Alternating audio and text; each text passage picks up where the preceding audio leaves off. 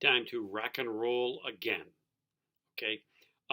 Let's make things good for Sean so he doesn't have to ask questions about it later. Um, this picture now is of my bride and I standing in front of the Iwo Jima Memorial, and one of the times that I ran the Marine Corps Marathon, and you actually finish the last quarter mile, so you get to like mile 26, and then you come to this really nasty hill going up, and you finish right at the Iwo Jima Memorial. So anyway, that's one of the times I ran it, and that's my bride with me there. Okay, so now Sean, you don't have to ask that question because it's already out there. Okay, so we're going to do a little quizzy. So I asked you to get out some paper and a pen before we even started this video. So now I'll give you questions, and then I'll give you time to answer each question. Okay. Um, some of these questions are really short. Some of them you can write up to maybe 3 sentences, but don't write more than that because we really don't want to spend all day on this little quiz. Okay, and so let's see how you do, and we'll see what kind of effect it has for you. Hopefully, Ben is here to make up for the 0 we earned last week. Okay. So Ben, yes, you and I need to talk about that before you go to lunch, by the way. Okay. Um, okay. So question number 1. We've talked about 2 primary character types, and one of the 2 primary character types has 3 different parts to it. Okay, so question number 1 is this: what kind of character would you characterize Georgiana as, and why? Okay, so answer that question in no more than 3 sentences. Okay. Unknown caller. Ha! And my phone is going off, but it's not for you, don't worry.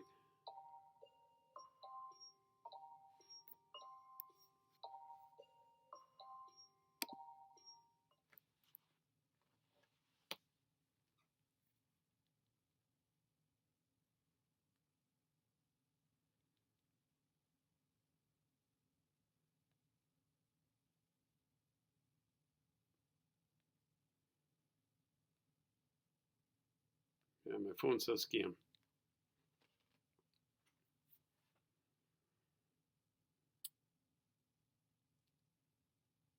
Okay, that's enough time for that. Question number 2, Elmer. Elmer, however you want to pronounce his name. What kind of character would you characterize Elmer as, and why? Okay. No more than 3 sentences.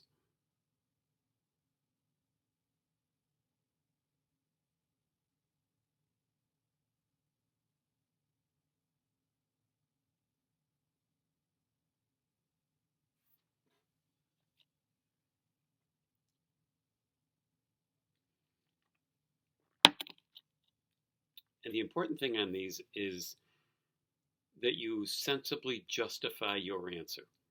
Okay?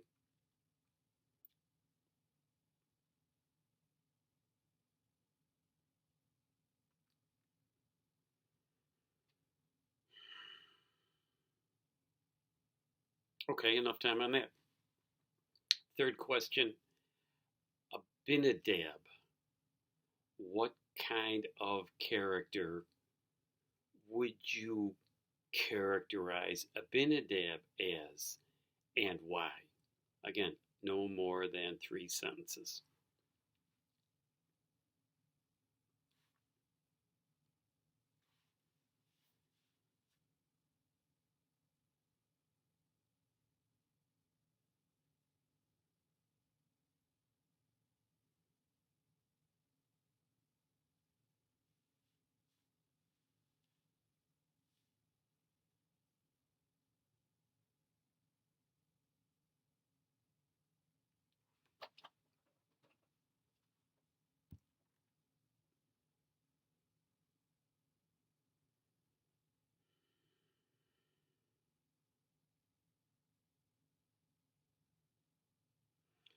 Question number 4.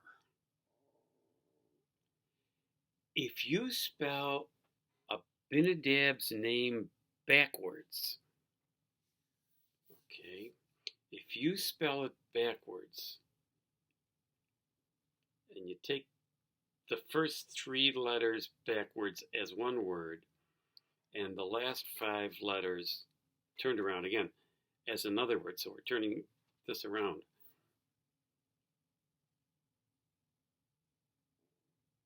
Do you agree with Hawthorne having used this reverse name for this character, Abinadab? Okay. Aminadab. I'm sorry, Aminadab. Okay. So if you turn his name around and you think about this man, does what Hawthorne has labeled him through a little kind of having a little fun with us as readers, do you agree with that, and why? Okay.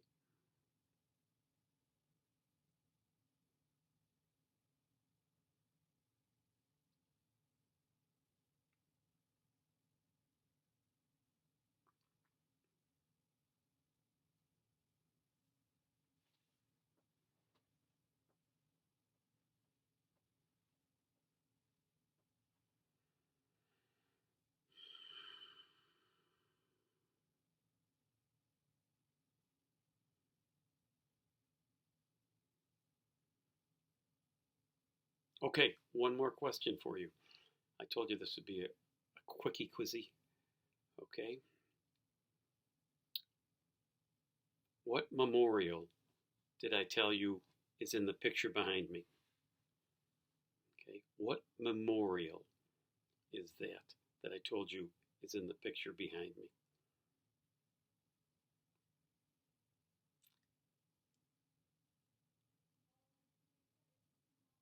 You should recognize it. Okay. You've all seen that a whole lot of times. Even if you haven't seen the memorial, you've seen pictures of it and you've heard it referred to by name. And I told you what it was twice or 3 times at the beginning.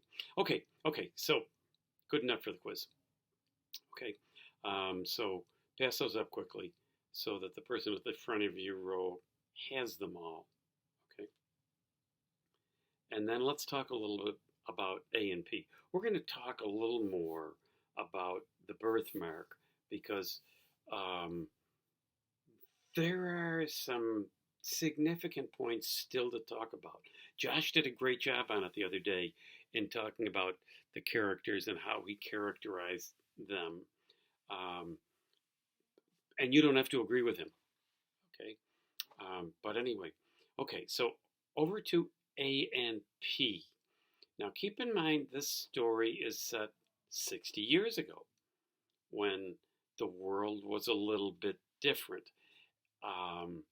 In today's world, it's not unacceptable for women to have bare shoulders. In warm weather, a lot of women wear tube tops, and nobody thinks anything of it. Okay, or even in a little bit dressier clothes, women wear tops that kind of dip down like this and don't have anything covering the other shoulder. And it's no big deal because it's different from the way it was 60 years ago. And society goes through waves. So, in this story, there's an awful lot of concentration on women's body image, just as there was in the birthmark, right? Body image, was certainly an important thing because for Elmer, what Georgiana looked like was so critical. Okay, so that story is set in a different time, and it's set in a kind of summer vacation place. So it's just a little bit different from what we're used to in today's world. And so that's okay. You get a look back into a different world. It's also a different kind of story than what you're used to, because the big supermarkets that you're used to, the Wegmans and the Tops and places like that, weren't around yet. The typical A&P um, wasn't a gigantic store. What might I compare it to that you might be used to? Um, they probably, yeah, the whole store wouldn't have been any bigger than the area covered by your gym, including the seating area, of course. That would have been the whole darn store. Okay. And that's how the typical grocery store was then. The typical market, they weren't called supermarkets, they were called markets. They didn't become supermarkets until they were supersized. Okay. Um, but, typically they were almost like a neighborhood market, and you'd get the same customers at the same time on the same day every week. And actually, as a kid, I worked in a market like that, over on Seneca Street in South Buffalo. And we got to recognize the customers. The customers got to recognize us. Certainly, there were customers that never would admit they recognized you, even though you saw them every week. And so there were customers like the ones that Sammy complains about. Okay. Um, and so that was the reality of the situation. And yes, women would come in with their hair in rollers and curlers, that kind of thing. Women would come in with their screaming kids. A lot of times, women didn't worry about if their kids looked clean or not. They just dragged them in with them and threw them in the cart, and dragged them around the supermarket as they went. But they weren't afraid to ask you questions. It was not as depersonalized as the big supermarket.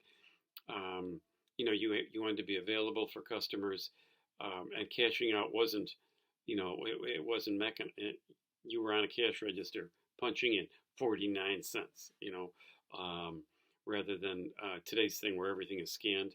Okay. So it was a different world. But we get a young man who is 19 years old and is starting to um, get a feel for some things in life, like honor and um, justice, maybe, and doing the right thing. So he's working a job. We don't know whether it's a full time or a part time job. And Anyway, he to some degree takes offense at the way these young women are treated. Now, did he really take offense, or did he want to show off for them? We're going to ask you to answer that question for us, okay? But Updike is focusing on something, and he's painting a picture of life in a different era, okay? We read A Rose for Emily, which was certainly life in a different era. We read The Story of an Hour, which was life in a different era, 150 years ago, roughly. We read, um, well, okay, not The Story of an Hour, but Appointment in Samara, which is a different world totally. Okay, but there's still, there were marketplaces then, and actually, in countries like Iraq and such, there still are marketplaces. And here, in this area, at some, I mean, you can go, on a weekend, you can go to East Aurora to their farmers market, and it's something of a marketplace.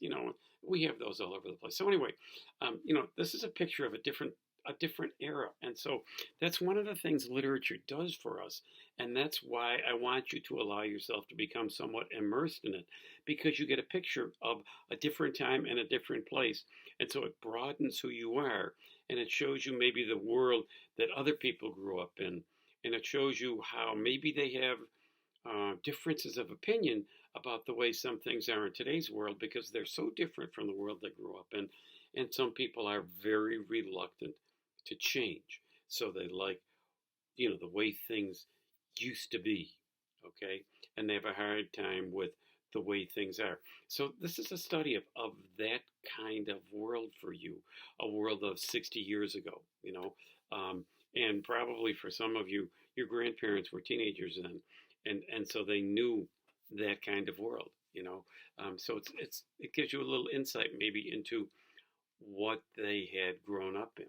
Okay, so that's all important, and also totally different view of, in a sense, the way young guys are allowed to view young women.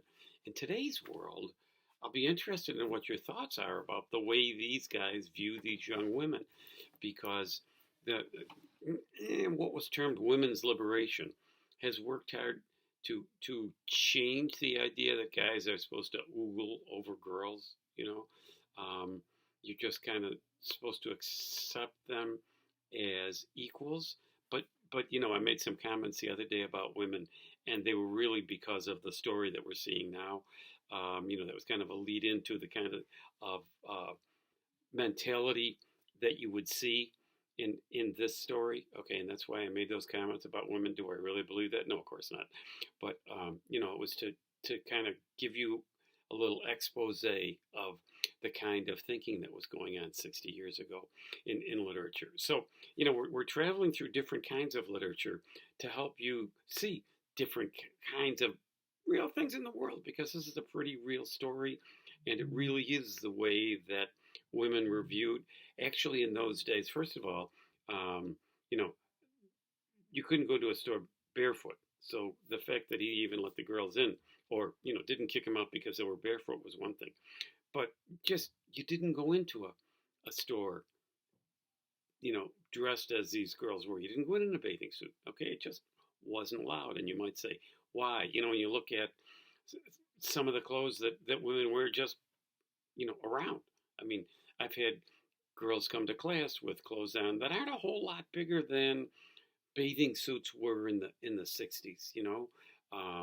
Tops were certainly, the midriff is not covered in short shorts and that kind of thing. So not a lot different from the bathing suits of those eras. And it's like, okay, that's today's world, and you really don't think anything of it because that's today's world. So that's part of the reason of what we're doing.